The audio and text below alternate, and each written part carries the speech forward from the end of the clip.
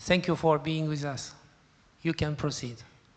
Okay, so I'd like to speak about some public policy issues. As many of you know, there was a struggle during the 1990s to get governments to recognize that there's a legitimate need to do strong encryption. Governments formed their opinions about strong encryption during World War II. At Bletchley Park, they were breaking the German Enigma cipher as well as the Japanese codes. And so the Allies were able to intercept and read the military communications of Germany and Japan. And this resulted in the war being shortened by a couple of years. It probably saved millions of lives. And so the Allies, had the opinion that this was a critical need that had to be preserved into the future. And so they had a policy for decades after that they didn't want strong encryption to be exported from the US or from Britain, and that they wanted to preserve their ability to break the encryption algorithms of potential enemies in a future war. And I can understand why they felt this way. I mean, it was an important capability that shortened the war and saved millions of lives. But fast forward to the 1990s, and here we are in a new world with the internet. And people needed to have strong encryption because our lives were shifting to the internet. We were doing our e-commerce, we were doing online banking, and engaging in personal communications.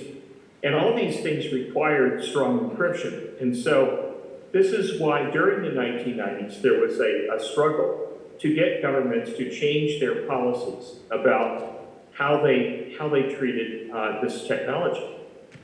And in the UK, they had export controls, and they also had some domestic controls. In France, they had domestic controls. You weren't allowed to use strong encryption domestically. In the United States, they had export controls. They didn't have any domestic controls, but they had export controls. Now, the US was also trying to impose domestic controls, but that failed. The FBI was advocating a kind of key escrow, where they came up with this plan using a chip called the Clipper chip that they would put into telephones to encrypt your voice, and that each Clipper chip would have a key that was unique to that chip, that was installed in the chip at the time of manufacture, and the FBI would keep a copy of this in a vast government database for wiretap purposes. To the surprise of the FBI, the free market did not respond well to this. Nobody wanted to buy any products that had surveillance inside the product, and the FBI was surprised that people would push back against that. And at one point, the FBI director said that if the free market rejects products that have backdoored encryption, the FBI would be forced to seek legislative relief. In other words, passing laws requiring everybody to use this kind of technology. So that never worked out. The Clipper chip died because of the forces of the free market. But export controls were the main focus of the struggle of the 1990s in the United States.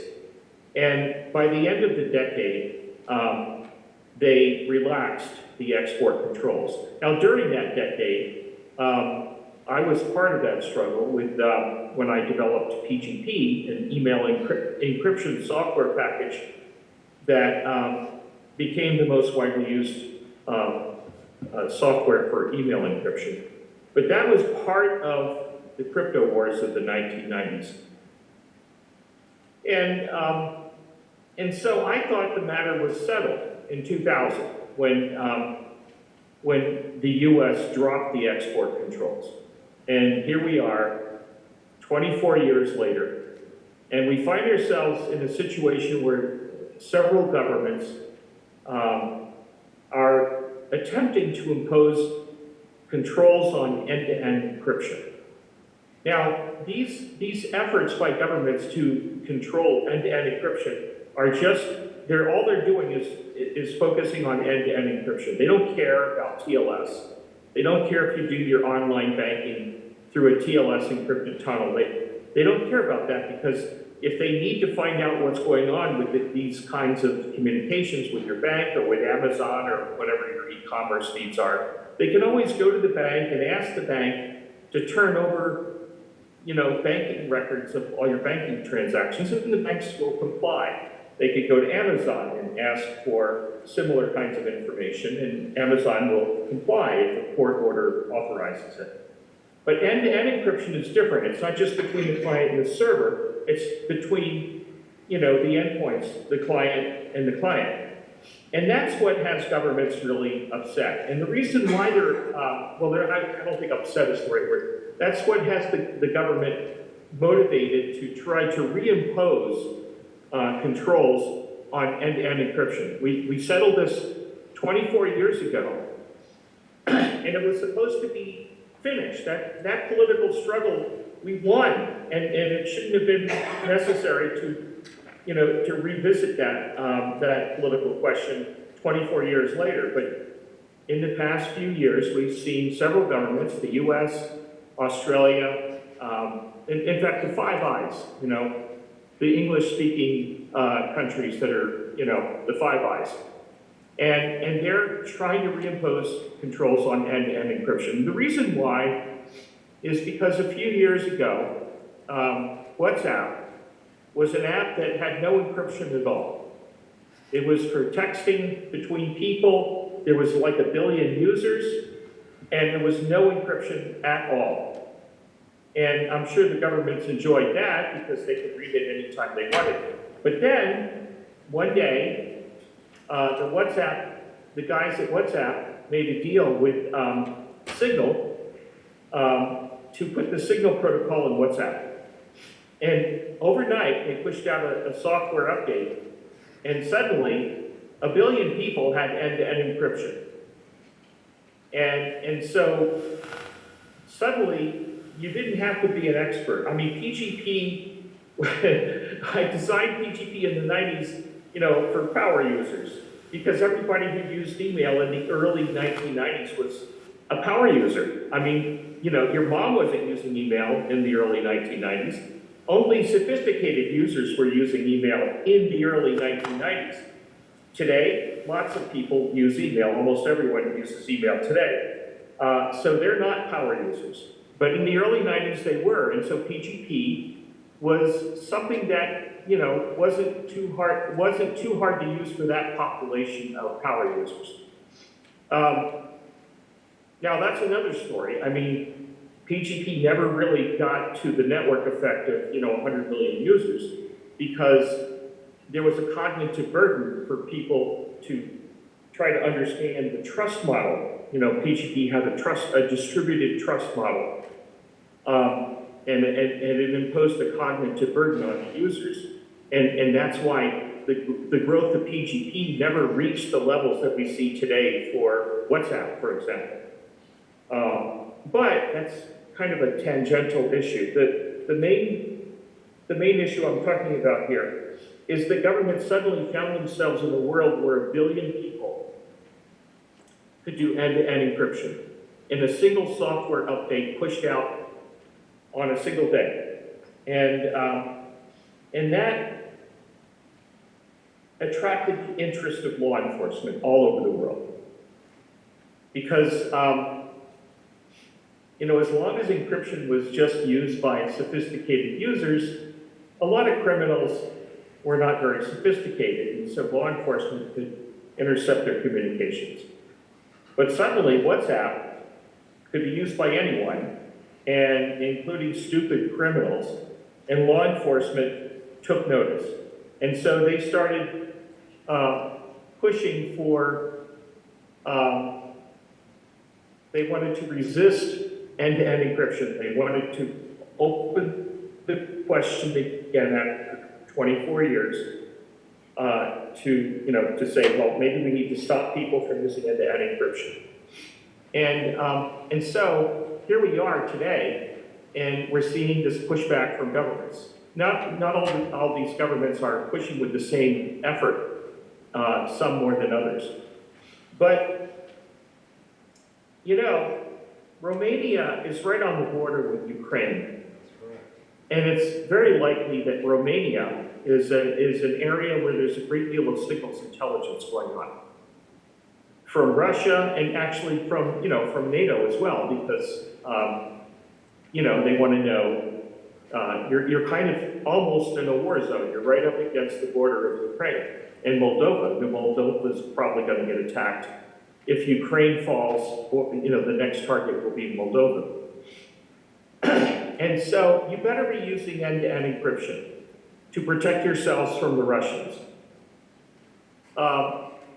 And also, Romania, if I'm not mistaken, I think Romania has some infrastructure for 5G that was designed and built in China from Huawei.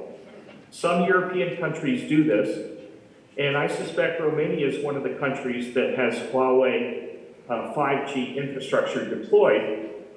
And China is, I wouldn't say they're a really close ally of Russia, but they are quite friendly with Russia.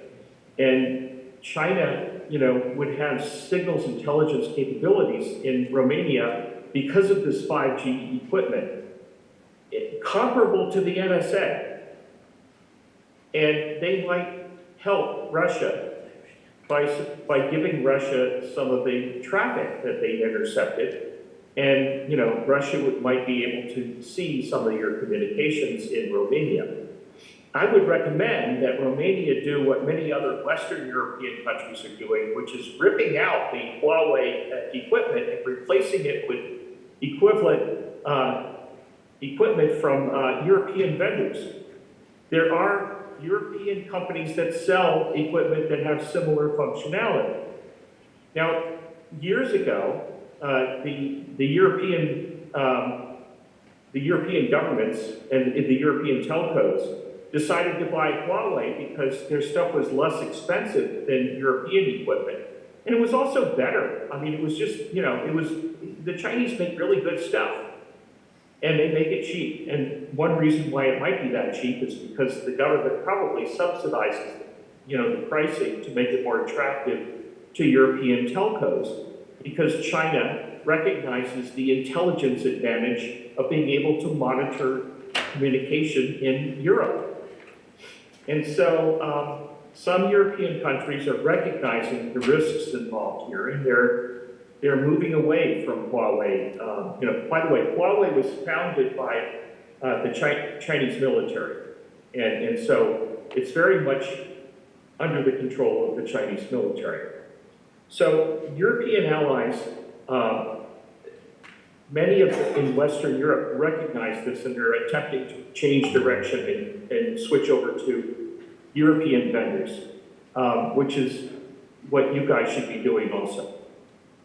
But anyway, many years ago, I think it was around maybe 2005, the first time I visited Ukraine, I talked with a military guy in Ukraine. I asked him what would happen if Russia attacked Ukraine. And he said, well, we would lose immediately. And he was probably right if it happened at that moment. And I just thought it was just because of, the Russians would have more tanks and more airplanes and whatnot.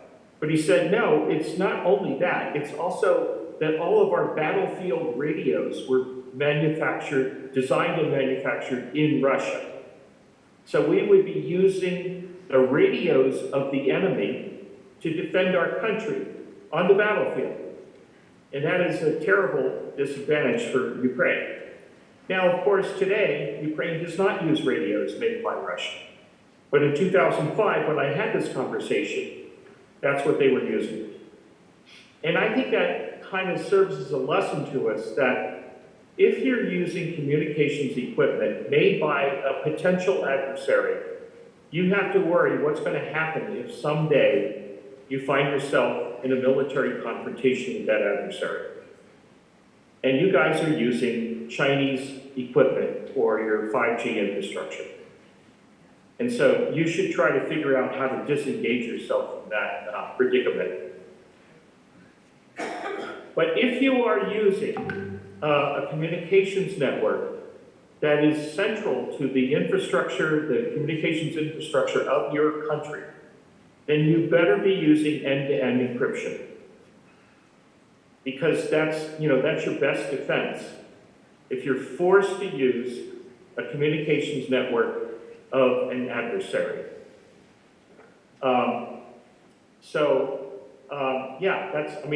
That's from a national security perspective, you have to do that. Now, back in the 90s, when we were debating this, we were debating the need for strong encryption. One of the arguments that was often used against us was that, we need to, for national security, we can't have people doing secret communications. We have to be able to intercept everything. Well, that's not true now. Because now the need is much stronger that you need to defend yourself against an enemy in a hot war next door in Ukraine. So I think from, one of our strongest arguments for end-to-end encryption these days is to protect national security. And it actually gives me a certain amount of pleasure to be able to take the national security argument that we had to fight with in the 1990s and turn it around and use it against them. So if you're patriotic and if you want to defend your country's national security, you need to be using end-to-end encryption. It affects everything. You have your own military talking to civil society or talking to government ministries, your banks, your industry, your critical infrastructure, all over the place. You're relying on this 5G network, and so to the extent that you can protect yourself from signals intelligence from China, you should be using end-to-end encryption.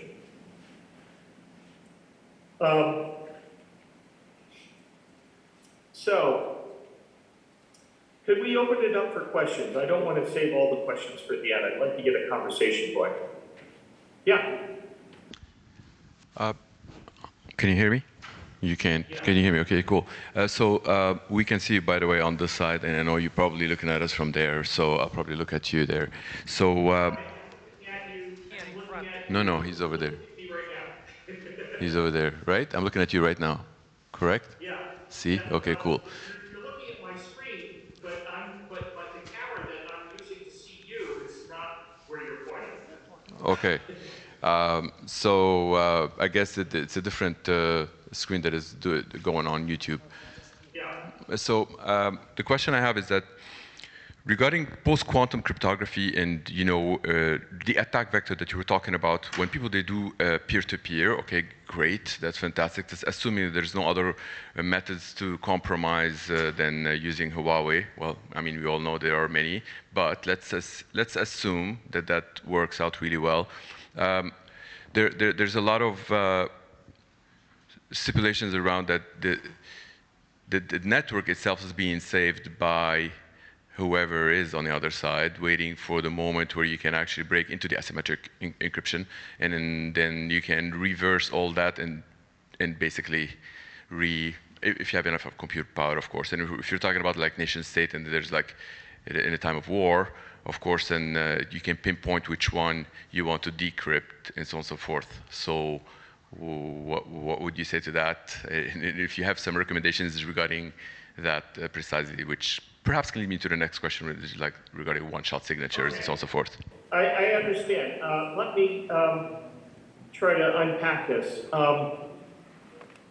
The first thing you need to be concerned about is not the post-quantum stuff.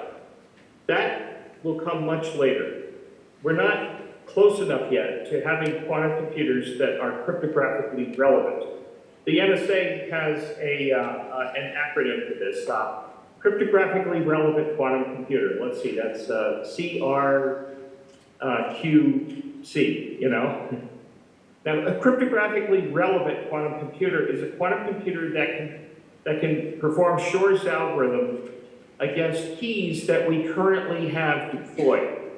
Not some little laboratory setting where you can factor the number 21, which is 7 times 3, you know? Oh, it's the product of 2 prime numbers, 7 and 3. 7 times 3 is 21. Yes, we might be able to do that with a quantum computer today, but that's not cryptographically relevant. So the cryptographically relevant quantum computer is at least a decade away and probably 20 years away. It's taking them longer than we thought. Another thing is that if there's a war, you're much more concerned with protecting things at the moment. You don't care if 10 years after the war is over, somebody can decrypt something that was going on at the time of the war. That, in fact, historians would be interested in that.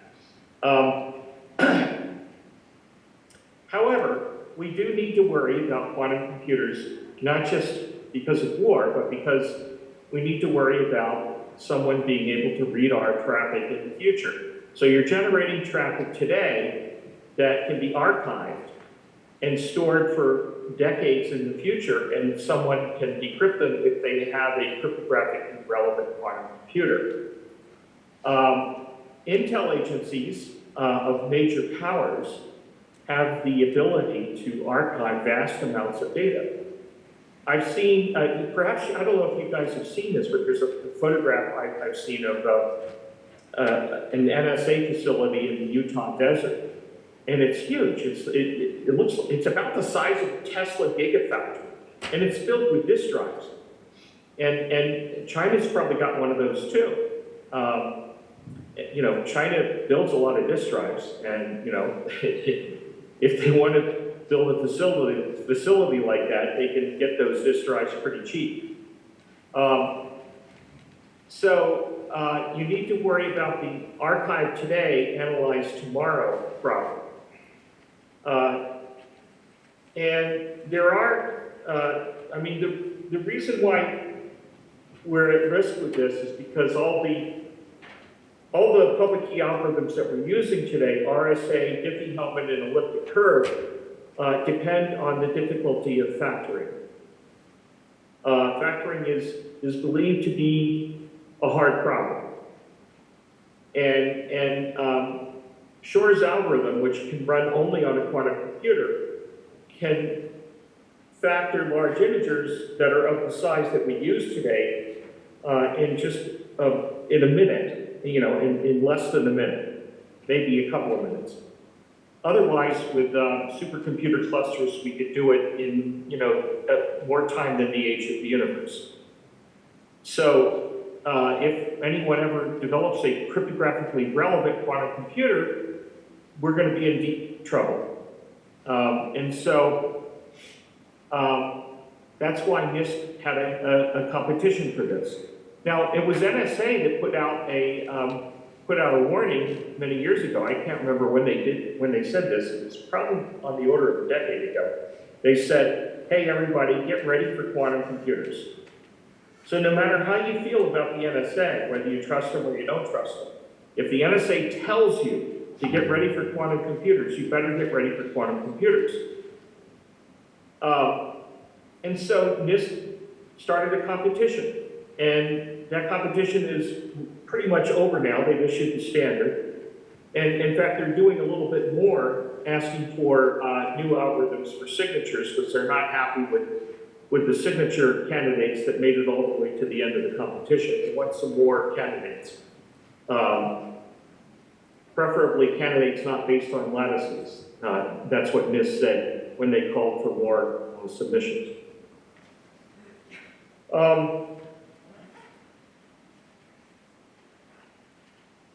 You know, there's an enormous effort required for migration. It's been about a decade since TLS 1.3 was published. And here we are, 10 years later, and maybe half of, you know, the servers and browsers are, and other, you know, other components that are talking to each other through TLS. Maybe about half of them are using TLS 1.3. I mean, that's very disappointing. TLS 1.3 is not so hard. It's using elliptic curve. It's not, you know, the keys are not much different from the keys that they were using in TLS 1.2. And yet, here we are, only about half of the machines have been switched over to TLS 1.3 after a whole decade. I mean, how long is it going to take us to migrate to post-quantum algorithms?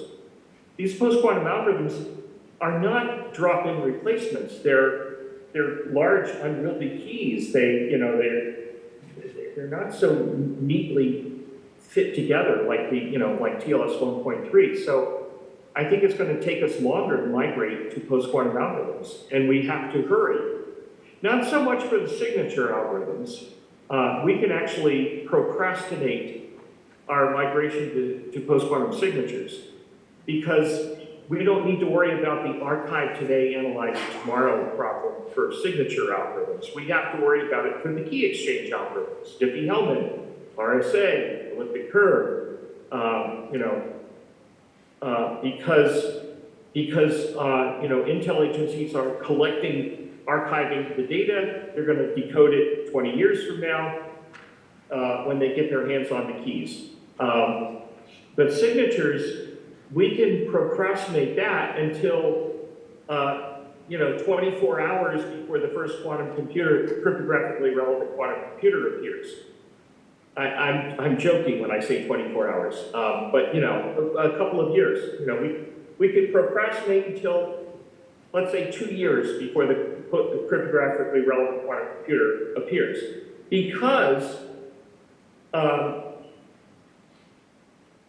we can find, if we're sufficiently well organized. I'm not a very organized person. I can't remember how many things I've signed with PGP, but if you're an enterprise, you probably are better organized, and you can keep track of where you sign things. Now, signatures are used in a couple of different ways. One of them is used to sign an ephemeral key exchange. Those aren't important. Those signatures are discarded a few seconds after they're generated. You do a Diffie-Hellman exchange, you sign it with a signature algorithm, and then someone checks it. It's a good signature. Okay, there's no man-in-the-middle attack. You could just throw away that signature. You're never going to look at it again. But there are archival materials that you're going to sign that have to be good signatures for generations. Those, you can go take an inventory of all the things that you sign and replace those signatures with post-quantum signatures. You can check them again before you do that to make sure the signatures are still good so nobody's tampered with it, and then replace them with new signatures. You can do that, and then you're good to go. You can do that, all the way up to the moment where where quantum computers, cryptographically relevant quantum computers appear. So, I think maybe I took a little too long to answer that question. All right. That's fantastic. Thank you so much. I don't want to leave for someone else. Hi, Phil. Can you hear me? Yeah.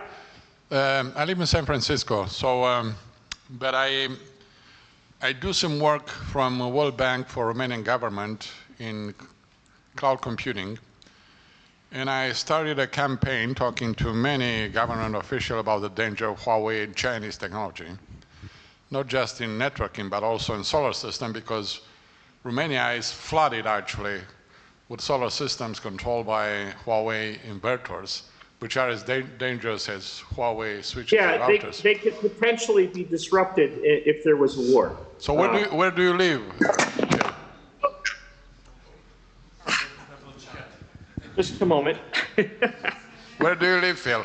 So The device I want to ask you down. for a favor. So let me tell you what I want to ask you together Okay, go with ahead. Eddie. I would like, if you have some time, the three of us to do a video clip which I can promote to as many government officials I can, including the Prime Minister and so on and so forth, where we explain them the real danger of this damn Chinese technology for Romania. I'd like to say something about the risk of Chinese control of solar panels. In the United States, we often find that I know very well that, so Yeah. I want to say something. Yeah, go ahead. That you're not thinking of about China. It's not only China. There are a lot of startup companies in the U.S. that are in the business of installing solar panels on rooftops, of residential rooftops. Yeah. And so those solar panels have a microcontroller that is under the control of that company that installed the solar panels. And if that company goes out of business, if they go bankrupt and they shut down, quite often those solar panels don't work anymore because the microcontroller that, turns it on and off or does whatever it is, some of the business models are you pay them a monthly fee instead of paying for the entire installation all at once. And so when they go out of business, the microcontroller stops working. And people have dead solar panels on their rooftops. And it's not because of China, it's because of the business model of the company that installed it. And they weren't some big company that is going to last 100 years. They're a company that has the risks of failing. And so, I think as a matter of public policy, it would be best to try to have solar panels installed in such a way that they can be locally controlled. And so what you're describing is China, it's like an attack on the electric grid, except instead of attacking the grid, they're attacking, all the solar panels everywhere. Chinese automobiles, EVs, are going to be driving all over Europe. They are loaded with sensors, microphones, cameras, and they send their telemetry to servers in China.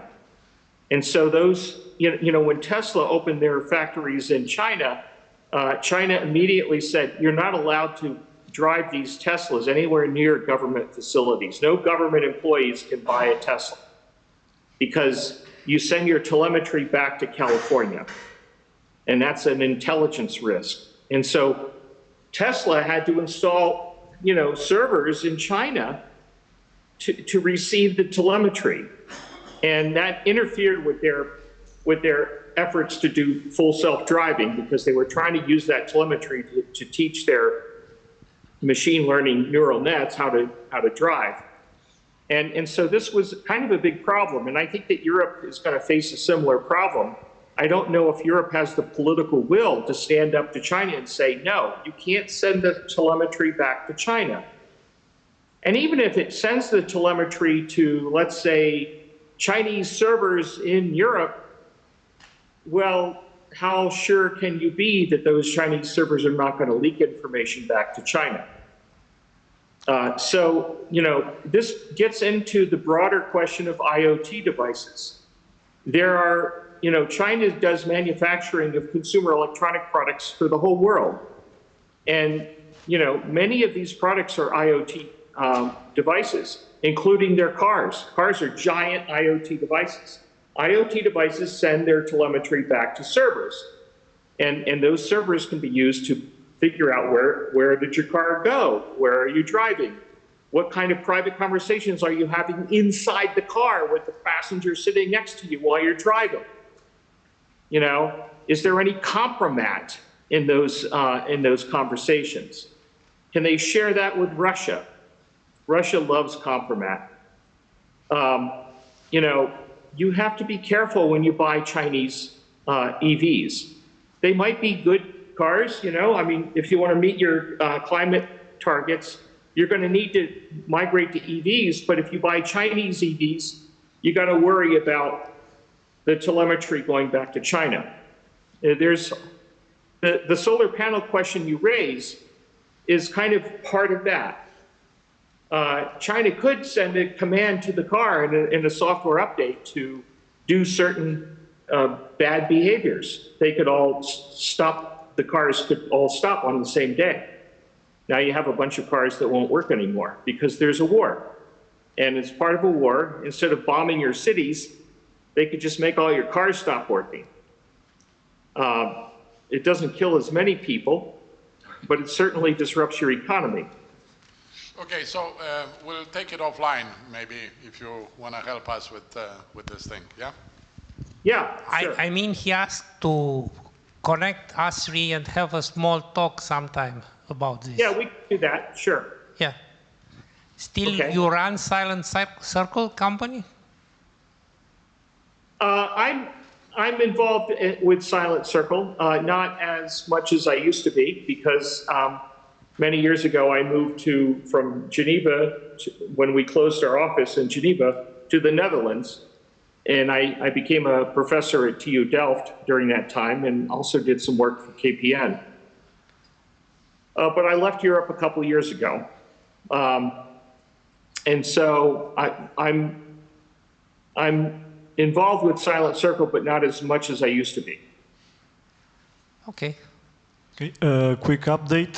In Romania, in 5G networks, Huawei and other Chinese vendors are not allowed. But they are still in 4G networks and in other fiber optic networks, you know, like other devices, other routers. Yeah. I mean, the old stuff up to 4G. I'm not against 5G. I think 5G is a wonderful technology. It's just that I'm against, you know, buying Chinese equipment for your critical infrastructure for communications. Now, what I said that the government already took measures to counter this threat, not allowing future deployments of 5G networks with Chinese vendors. That's good. That's good. Yes, but Now, 4G and the other are still. You also have to uninstall the equipment that's already there. Well, That's the idea. That is harder for 4G networks and exactly. legacy fiber optic network. This is harder. Yeah. So believe me, they are still there. Yeah. Yeah, we are recorded, and you know, watch out. Yeah. Okay.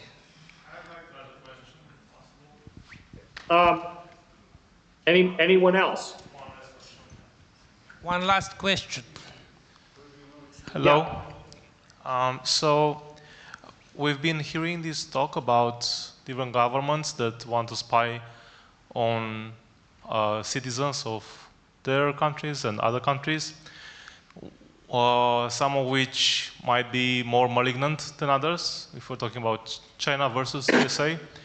But I guess my question is regarding the technology that actually the users, the countries themselves should control. And isn't it software freedom the solution for that? Open source. Well, I mean, open source certainly is better than non-open source, but it's not a panacea. I think that to address the problem more directly, I think you need to push back in policy space. You need to have, you need to be able to try to create public policies in your country that forbid your domestic intel agencies from spying on your own population. I think that countries need to have intel agencies. Right now, the NSA is highly involved in Ukraine. It's intercepting Russian communications on the battlefield. It's helping Ukraine target Russian military officers with artillery strikes. It's doing its job. This is what we pay NSA to do. I'm happy with NSA's performance in Ukraine. My activism in the 1990s was largely about NSA spying on Americans, and you know, governments, your own government spies on your own population. There is widespread interception of cell phone communications domestically. You have, you know, back in Soviet times, everybody in Romania was subject to wiretaps from, you know, from the Ceausescu government. And so everybody remembers this. But as you become a democracy and have, you know, the freedom of, you know, Western European democracies, you're better off if your government's not spying on everyone. So you need to push back in policy space against that. It's not only the interception of communications, it's also widespread use of surveillance cameras. You know, Britain has millions of surveillance cameras. China has hundreds of millions of surveillance cameras, and they have facial recognition algorithms behind those cameras. So they can keep track of where everybody goes and who they meet with, and fuse the data from these different sources into a comprehensive picture of total information awareness. And that's bad for democracy. If, you know, look around, everywhere you look now, you see governments sliding from democracies into autocracies. We saw this in Hungary. Hungary used to be more democratic, and then Viktor Orban came to power in an election. You know, it was a free and fair election when he first was elected, but he then used his executive power to consolidate his power by getting his hands on all the other parts of what protects democracies: the election machinery, the press, academia, the courts. You know, the judiciary will always decide in his favor now because he took control of the courts. So, you know, the real threat is trying to protect yourself from an autocracy. Now, if you have a surveillance infrastructure in place already, even if you have a democracy, if someone like Viktor Orban comes into power in Romania, you're going to be subject to, you know, him using that surveillance infrastructure to suppress any political opposition. And it becomes impossible to organize politically to win the next election cycle. So then he keeps winning and winning and winning all future elections. He becomes an autocrat that cannot be dislodged from power, because if you try to organize politically to win the next election, he can destroy his political opposition. Thank you. So as a matter of civic hygiene, you have to protect yourself from pervasive surveillance. And it's happening all over the place. You know, there's different elements of this. Let me just go on for another minute. You have to, most of the European countries have parliamentary democracies, and some of them are struggling with problems that make the far-right parties more appealing to the voters. And so if there's an issue that voters are angry about, and a far-right political party says, vote for me, I will solve this problem for you, then people will vote for that far-right party to solve that one problem that makes everyone angry. And then they will use their power to not, oh, yes, they will solve that problem, of course. They promise to do that. They probably will solve that one problem, but they will also be friends with Vladimir Putin. And they will interfere with the defense of Europe. And so they bring a lot of bad things with them. They solve the problem that motivated the voters to vote for them. But then they also will use the surveillance infrastructure to maintain power indefinitely. It's almost impossible for anyone in China to organize a political opposition against the Chinese incumbent power. And that can happen if you allow a surveillance infrastructure to become omniscient. Democracy might not be able to survive omniscience. That's true, and I thank you for your explanations. As a follow-up, related question, if I may. No, I cannot. I know. I have to. Do you to have an decide example of country that follows good practice in policies regarding surveillance? Thank you. We cannot take it. I'm sorry, I didn't hear that. There was some kind of incoming call that I had to dismiss.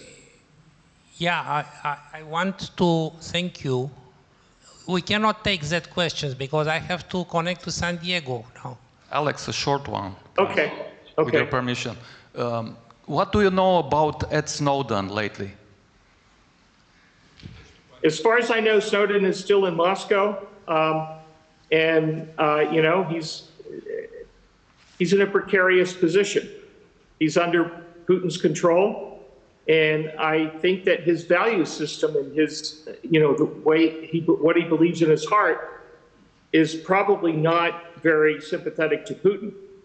But he can't say that out loud because he's under the physical control of Putin. So, you know, I kind of feel sorry for him. Okay, thank you again. It was a pleasure for me to have you here. I was, after 30 years, we could make this. You know, 30 years ago it was. 29 years ago. No, 30, yeah. Yeah, 30 years ago, I remember. Yeah, okay. I didn't have any gray hairs back then. No. Okay. So Yeah, bye and also, now, thank you. I was thinner back then, thinner with no gray hair. Yeah. Okay, bye now. All Thank right. you. Bye. Bye.